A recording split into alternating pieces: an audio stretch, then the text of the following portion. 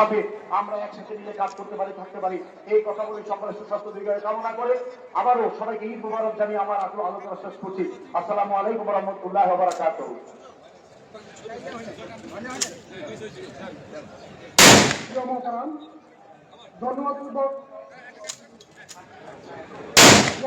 ধন্যবাদ জ্ঞাপন করবেন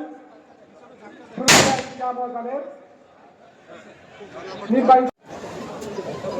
নামাজ শুরু হচ্ছে, সবাই নামাজ শুরু হচ্ছে।